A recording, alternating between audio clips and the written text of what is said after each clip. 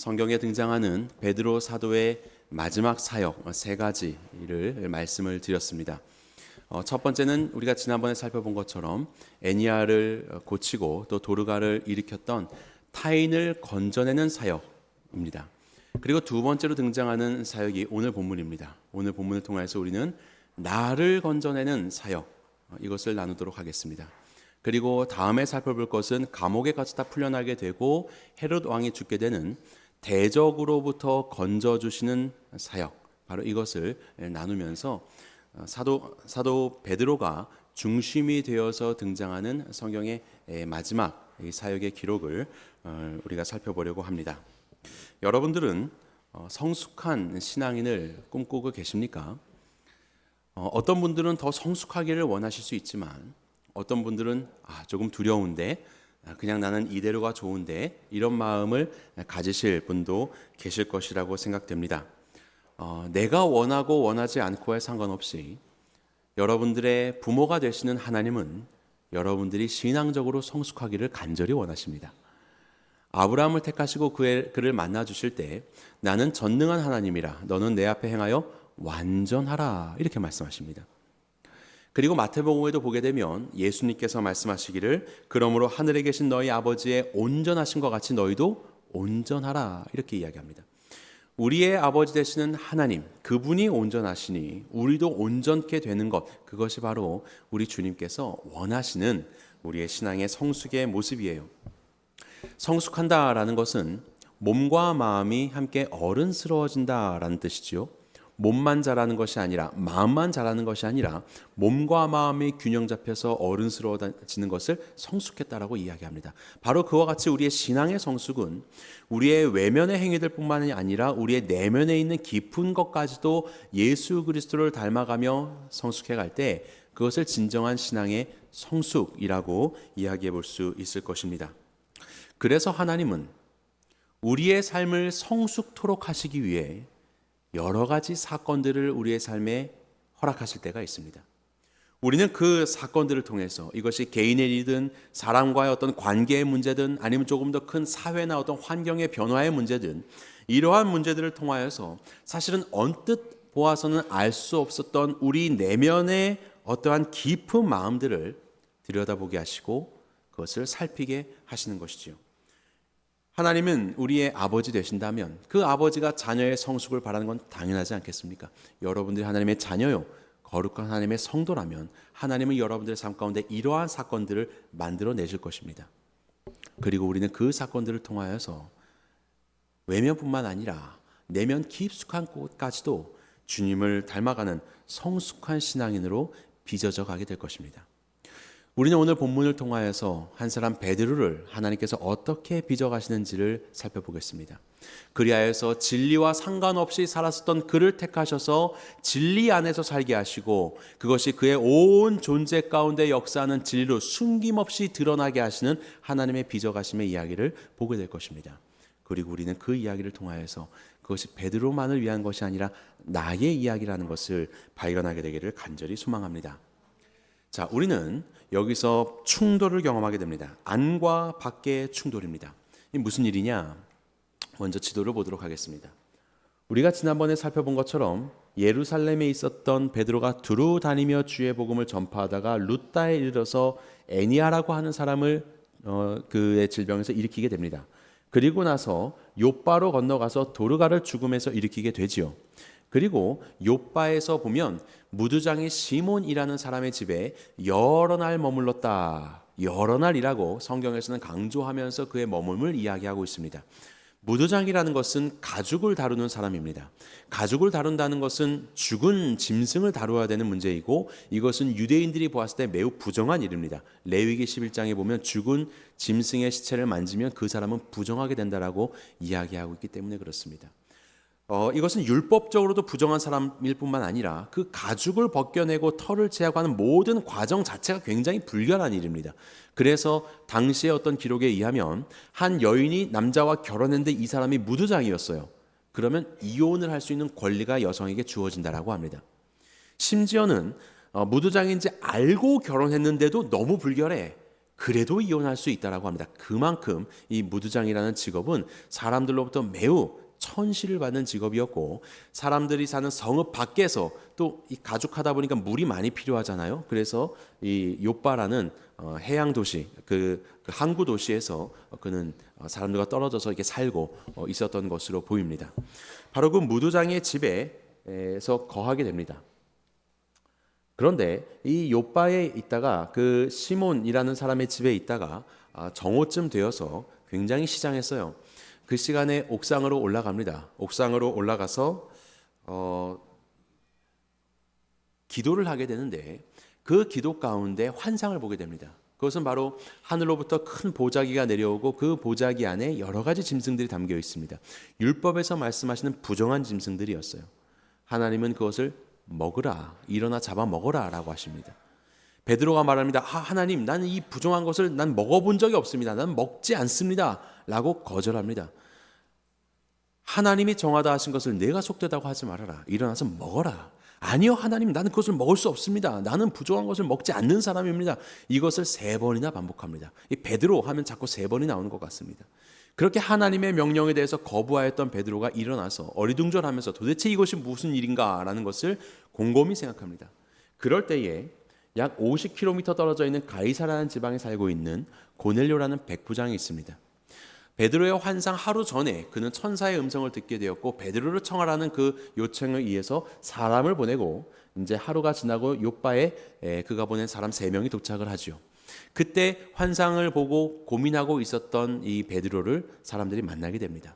그리고 결국 이 베드로는 그 사람의 청에 의해서 가이사르로 가게 되고, 고넬료와 그의 모든 식소들이 모인 곳에서 주의 복음을 증거하게 되고 주님을 믿게 된 역사가 일어나게 되었고 침례를 베풀게 되었습니다. 이것이 바로 오늘 본문에 있는 스토리입니다. 그런데 과연 여기에 무슨 충돌의 이야기가 있는가? 그 이야기를 설명해 드리기 앞서서 저의 이야기를 먼저 들려드리도록 하겠습니다. 제가 신학대학원에 재학 중이었을 때, 여러분들 우리 침신대에 간혹 가잖아요. 가면 중앙 도서관이 있고 도서관 앞에 굉장히 많은 계단이 있습니다.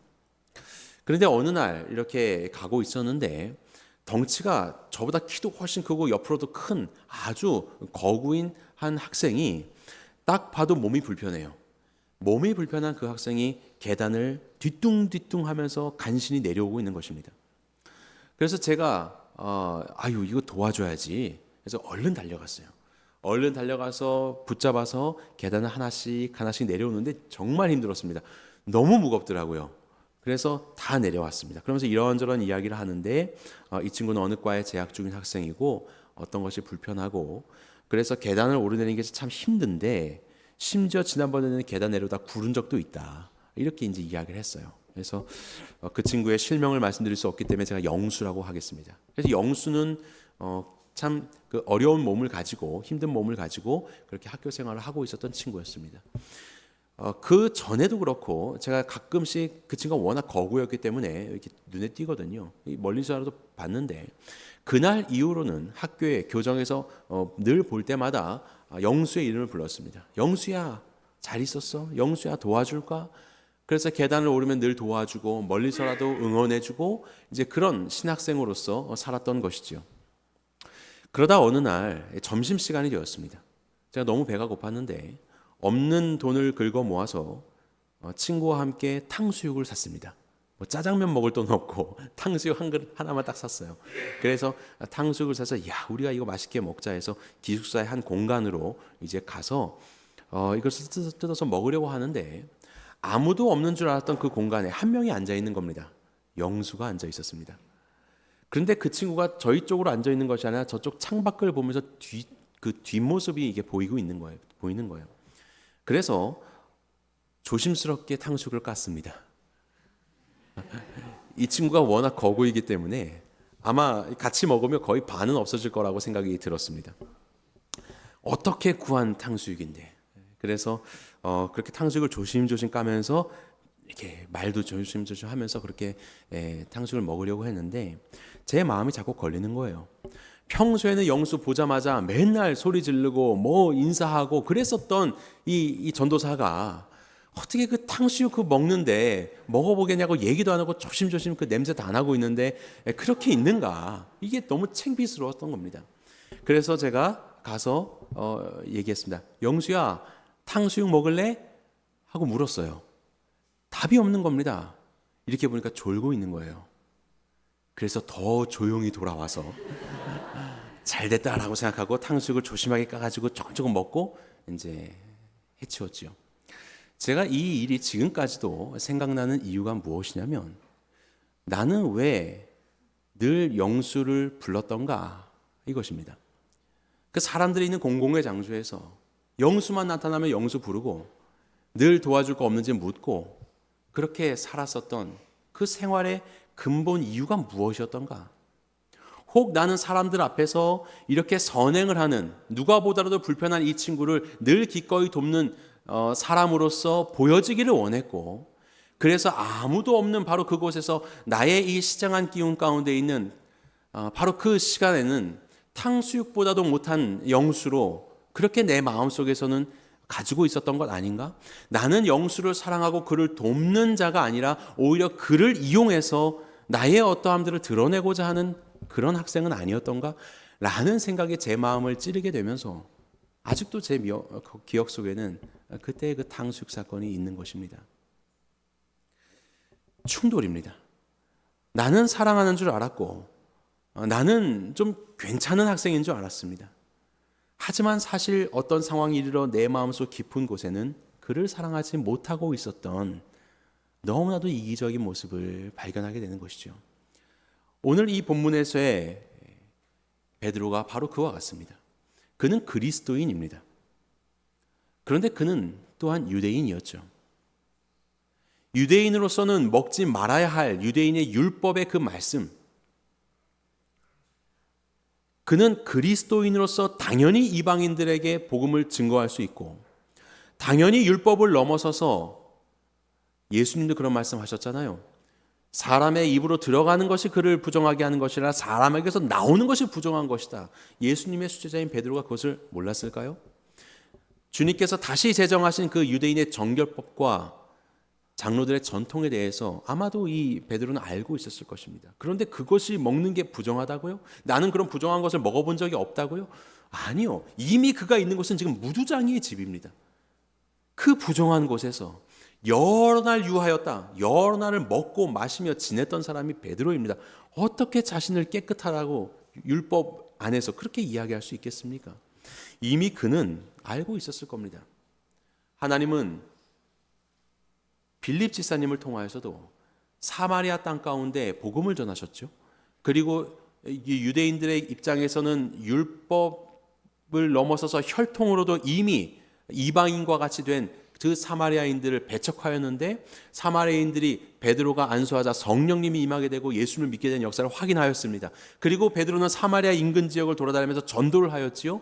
그리고 이 빌립 지사님은 이후에 이방인인 이디오피아 내시를 만나서 복음을 증거하였고 침례를 주게 되지 않았습니까?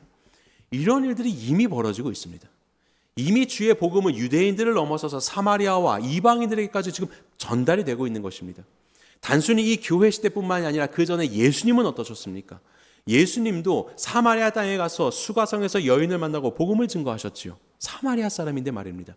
수로보니게, 두로 지방의 수로보니게 여인을 만나셔서 나는 이방인인데, 나는 개 같은 자인데 자녀에게 떨어진 부스럭이라도 이방인은 먹으니 제발 내 딸 좀 치유해 주시고 은혜를 베풀어 주십시오. 예수님은 그 말에 응하셔서 은혜를 베풀어 주지 않으셨습니까? 이방인에게요. 그리고 갈릴리 바다를 건너서 거라사 지방이라고 하는 데가볼리라는 이방 지역입니다. 그곳에는 유대인들이 멀리하는 돼지를 수천 마리를 키우고 있는 지방이었습니다. 그렇게 이방인이 있는 바로 그곳에서 귀신 들린 자를 예수님은 치료해 주셨죠. 그리고 내가 받은 일을 너의 가족들에게 증거하라라고 이야기하고, 그 거라사 광인은 가족들과 그가 사는 온 마을에 예수 그리스도의 복음을 증거하였죠. 우리는 그래서 그 거라사 광인을 최초의 이방인 선교사라고도 이야기합니다. 이미 예수님은 그렇게 이방인에게 열려진 사역을 하셨습니다. 그뿐 아닙니다. 주님의 명령은 무엇인가요? 예수님의 지상명령. 그러므로 너희는 가서 모든 족속으로 제자를 삼아. 유대인뿐만 아니라 모든 족속으로 제자는 함께 사는 사람입니다. 모든 족속으로 제자를 삼아 아버지와 아들과 성령의 이름으로 침례를 주라고 말씀하지 않습니까? 이렇게 열려 있었습니다. 그리고 승천하시기 전에는 오직 성령이 너에게 마시면 너희가 권능을 받고 예루살렘과 온 유대와 사마리아와 땅끝까지 이르러 내 증인이 될 것이라고 말씀하셨습니다. 이런 일들을 보게 되었을 때 베드로는 유대의 율법을 지킴으로 인하여서 정케되는 그러한 율법주의를 이미 벗었고 예수 그리스도를 믿는 믿음을 통하여서 의롭게 된다는 바로 그 복음의 선언을 알고 그것을 선포하는 주님의 자녀였었던 것이죠. 주님의 사도였었던 것이죠. 그런데 왜 그런 베드로에게 하나님은 이런 환상을 보여주시는 것입니까? 환상이 없었다면 베드로는 고넬료에게 가지 않았을까요? 아니요, 저는 갔을 거라고 생각합니다. 지금도 그리한 것처럼 기꺼이 고넬료에게 가서 복음을 전하고 침례를 주었을 겁니다. 하나님의 나라가 전파되는데 조금도 부족함이 없는 일을 베드로는 했을 것입니다. 그런데 왜 하나님은 이 환상을 베드로에게 보여주시는 것일까요? 하나님의 관심은 이방인에게 복음이 전파되고 하나님의 나라가 확장되어지는 것에도 있지만 이 모든 일들을 수행하는 베드로 그 한 사람의 온전해짐에 하나님의 관심이 있었기 때문입니다. 하나님은 이 베드로의 온전해짐에 관심이 있으셨던 거예요. 그리스도인이었지만 여전히 율법 안에 매여 있는 유대인이 되어서 하나님이 정한이 먹으라고 했지만 먹을 수가 없는 겁니다. 나는 부정한 것을 먹지 않았습니다. 나는 깨끗한 유대인입니다. 너무나도 자신의 외면과는 달라져 있는 그런 충돌하는 고백을 하고 있는 베드로의 모습을 한번 보십시오. 베드로는요, 오늘 본문의 17절에 보면 환상에서 깨어나더니 환상이 무슨 뜻인지 속으로 의아해하더니 라고 이야기합니다. 의아해하다라는 건 단순히 궁금하다라는 뜻이 아닙니다. 이것은 심히 당황하다라는 뜻입니다. 심히 당황하다. 너무나도 당황스러운 일입니다. 내가 왜 하나님의 명령을 3번이나 거부하고 있지? 내가 왜 이 음식에 대해서 이렇게 율법을 고수하고 있지? 자신의 외면과 지금 욥바의 시몬의 집에 있는 자신의 이 모든 삶과는 상관없이 율법을 붙잡고 있는 그런 자신의 모습에 그는 심히 당황스러울 수밖에 없었을 것입니다. 이방인의 선교를 이루어 가시는 이 일들 속에서 여전히 그 마음 가운데 온전하지 못함을 가지고 있는 베드로를 보시며 그것을 치료하기 원하시는 하나님의 일하심이 지금 이 순간 충돌로서 그에게 나타나고 있는 것입니다. 오늘날 여러분들은 어떻습니까? 하나님의 나라가 이 땅 가운데 이루어지고 확장되는 것을 막는 가장 큰 요인 중에 하나가 무엇일까요? 하나님을 대적하는 세상의 정치 세력이나 어떤 큰 구조적인 문제나 시스템, 제도 이런 것일까요? 그렇지 않습니다. 이 초대교회 시대는 온 세상이 반복음적이었지만 하나님의 말씀이 심겨지고 오히려 하나님의 말씀은 번성해 갔습니다. 문제는 그런 것이 아니죠. 오히려 하나님의 나라가 이루어지는 것을 가로막는 바로 그 가장 큰 장애물 중에 하나가 있다면 그것은 우리 성도 자신 아닙니까? 하나님의 말씀을 이야기하고 주님의 원하시는 것들을 말하지만 어떤 부분에서는 그럴듯하게 살아가나 어떠한 영역에서는 결코 그렇지 않는 삶을 살아가고 있는 그런 모습들이요.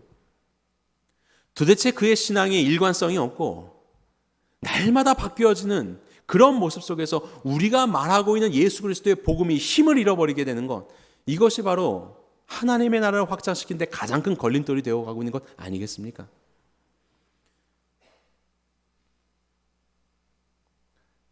예수님께서는 우리의 온전함을 말씀하시며 이와 같이 이야기하셨어요.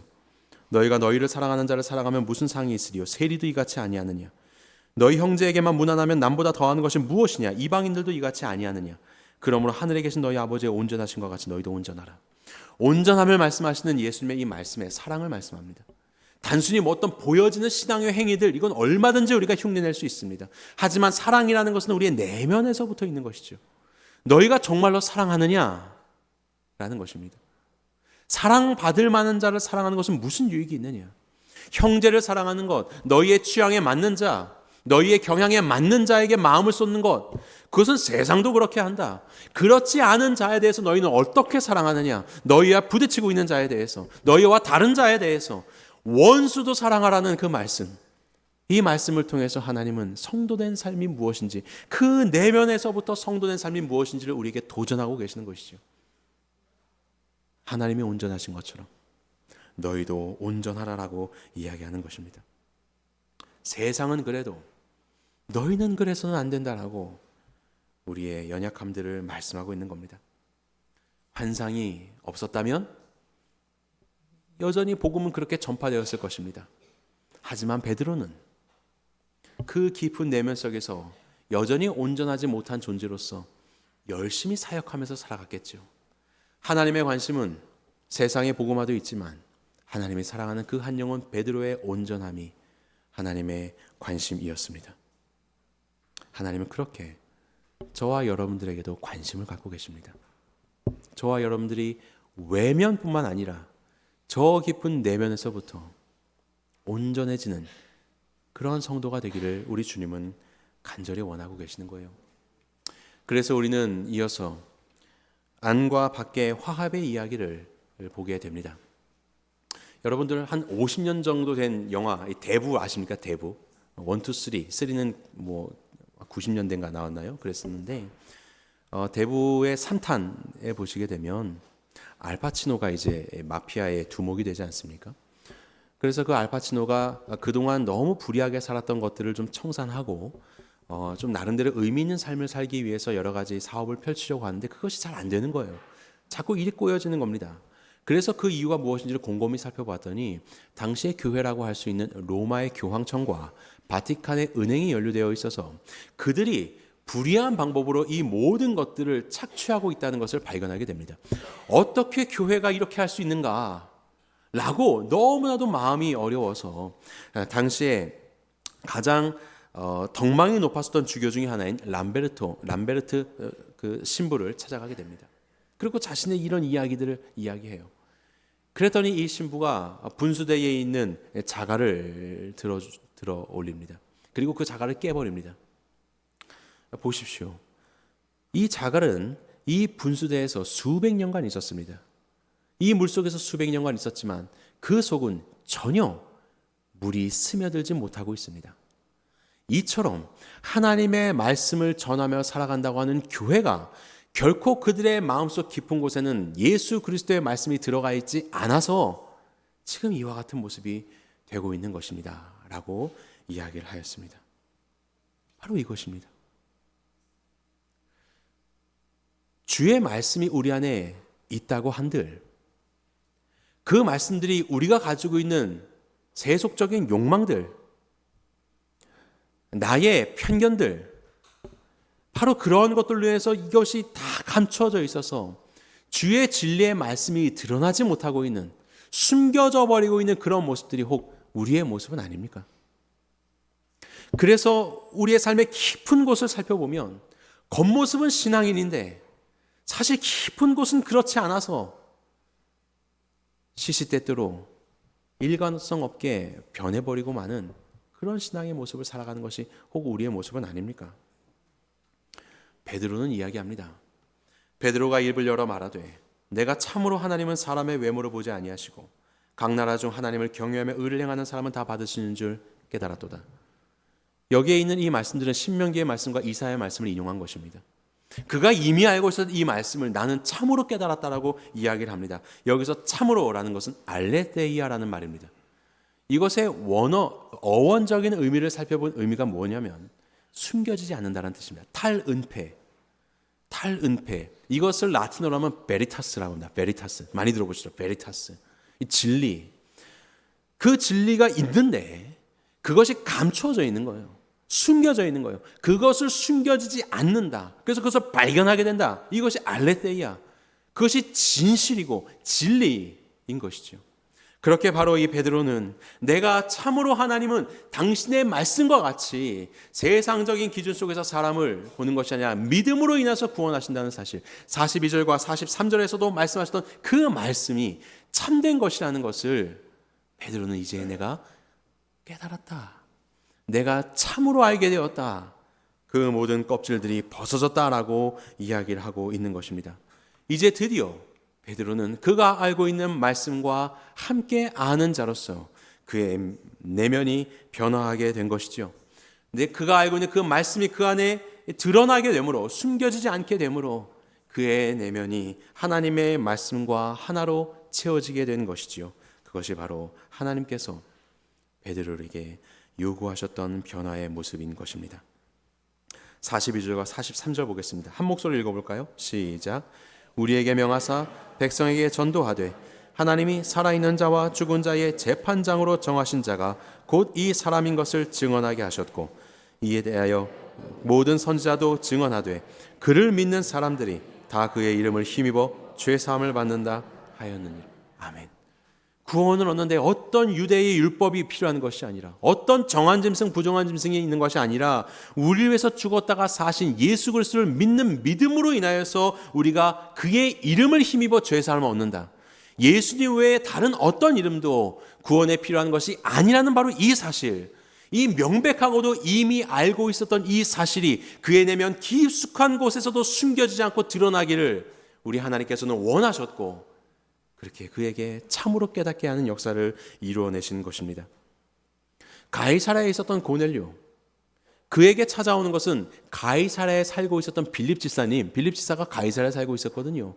그를 불러도 되는 일이었어요. 그런데 왜 하필 50km나 떨어져 있는 요바에 있는 베드로를 부르시는 것입니까?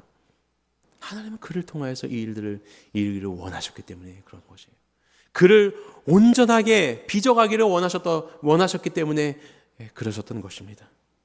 바로 그와 같이 하나님은 어떠한 사역들도 중요하지만 우리의 존재가 예수 그리스도를 닮은 외면과 내면에서의 온전한 존재로 빚어가기를 간절히 원하십니다. 그래서 우리의 삶 가운데 많은 사건들을 허락하실 것입니다. 바로 그 사건 속에서 우리는 충돌을 경험하게 될 것입니다.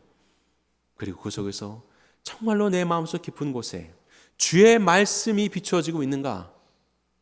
나는 어떠한 것이 내 안에 채워져 살아가고 있는가를 발견케 하실 것입니다. 그래서 우리는 어떻게 살아야 되는가? 진리를 붙잡으셔야 합니다. 진리를 붙잡으셔야 합니다. 본문에 보면 34절 35절에 참으로라고 이야기하였죠. 그리고 나서 마지막에 보면 깨달았도다라고 이야기합니다. 이 깨달았도다라는 말이 카타람바노라는 말입니다. 이것은 붙잡다라는 뜻입니다. 붙잡다. 내가 그것을 붙잡았다라는 뜻이죠.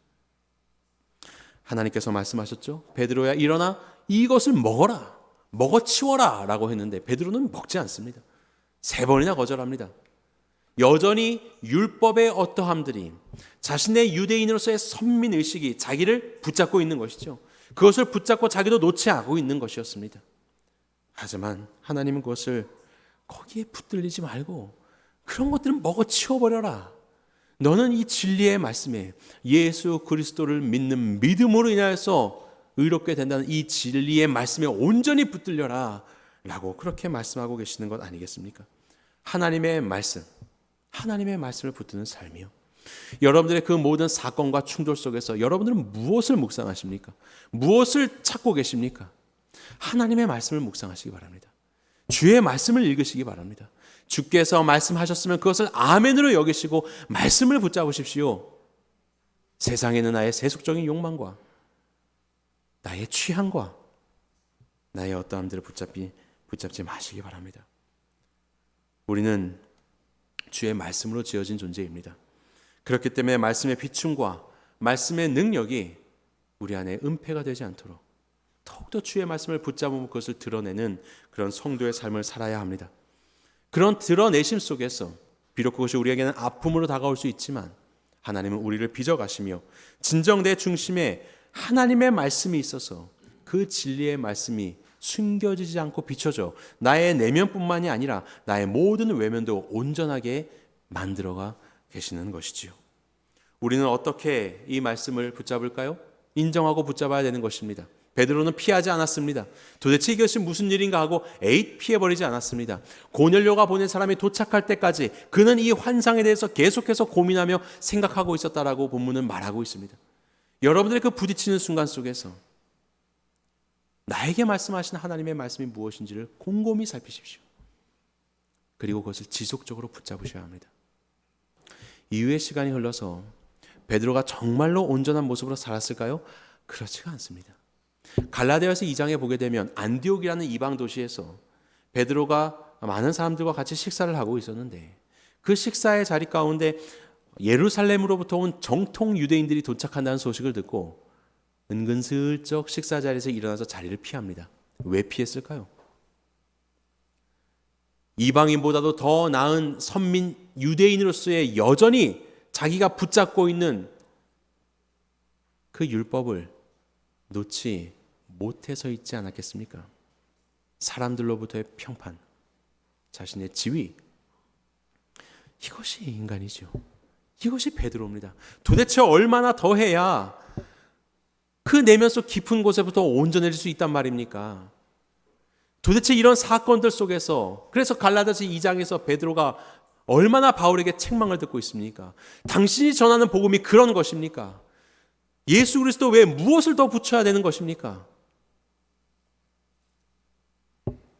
그것이 바로 우리의 모습입니다. 여전히 우리는 이런 많은 충돌 속에서 우리의 내면서 가장 깊은 곳에 내가 뭘 붙잡고 있는지를 발견하게 될 것입니다. 그리고 그 상황 속에서 주님 앞에 나아가 주의 말씀이 내 안에 숨겨지지 않고 비춰질 수 있도록 더 엎드리며 지속적으로 주의 말씀을 붙잡아야 할 것입니다. 주님은 그 모든 과정 속에서 우리를 빚어가고 계시기 때문에 그렇습니다. 이 일들을 통하여서 이 모든 일들을 겪은 베드로는 우리에게 이와 같이 이야기합니다. 자, 10절 말씀 같이 읽겠습니다. 시작. 모든 은혜의 하나님 곧 그리스도 안에서 너희를 부르사 자기의 영원한 영광에 들어가게 하신 이가 잠깐 고난을 당한 너희를 친히 온전하게 하시며 굳건하게 하시며 강하게 하시며 터를 견고하게 하시리라. 영원한 나라, 그 복음을 우리에게 주신 하나님께서 우리에게 고난을 허락하십니다. 그런 충돌을 허락하실 것입니다. 그런 아픔의 상황을 허락하실 것입니다. 하지만 염려하지 마십시오. 잠깐입니다. 그런데 그것을 통해서 무엇 하시려고 허락하시는 것일까요? 친히 우리를 온전케 하시려고, 친히 나를 온전케 하시려고, 그래서 내 신앙이 더 굳건하며 강하며 터가 견고한 신앙인이 되기를 원하셔서 우리의 삶에 그런 일들을 허락하신다라고 이야기합니다. 베드로, 비록 화려한 사역 속에서 그는 그렇게 사도 중에 사도로서 일하고 있었지만 사실 그의 마음속 가장 깊은 곳에 여전히 붙잡고 있는 유대인으로서의 선민의식과 복음이 아닌 다른 어떠한 것들, 하나님은 그것을 드러내기 위해서 계속해서 역사하셨고 결국 그 속에서 그는 발견하게 되었던 것입니다. 화려한 외모가 아니라, 외면이 아니라 내 내면에 견실하지 못하였었던, 굳은 털을 갖지 못하고 있었던 자신의 신앙의 연약함을 발견하게 되었고, 하나님이 허락하시는 그 모든 잠깐의 고난의 세월들을 통하여서 그는 굳건해질 수 있었던 것이죠. 하나님의 일을 위해서 친히 그의 삶 가운데 역사하셨던 것이죠. 우리를 온전케 하시기 위해서입니다. 고난이 왜 우리의 삶에 유익이 됩니까? 고난을 통해서 예수 그리스도의 말씀을 더욱더 묵상하고 그 말씀을 붙잡는 삶이 되기 때문에 그렇습니다. 어려움 가운데 계십니까? 예상치 못한 시련 속에서 아픔 가운데 계십니까? 주님의 마음을 살피며 주의 말씀을 더 붙잡으십시오. 여러분의 깊은 내면을 살피시며 여러분들 안에 무엇이 자리 잡고 있는지를 살피시고 바로 그 안에 더 깊은 곳에 계신 예수 그리스도의 말씀이 가리움 바 없이 비춰질 수 있도록 주님 앞에 온전히 엎드리며 말씀을 붙잡는 삶이 되시기를 바랍니다. 이러한 잠깐의 고난들을 통하여서 우리를 하나님이 기뻐하시는 예수 그리스도를 닮은 자로 온전히 세워가시는 주님 앞에 빚어져 가시는 기쁨으로 하나님께 영광 올려드리시는 모든 새누리교회 성도님들 되시기를 주님의 이름으로 간절히 축원합니다.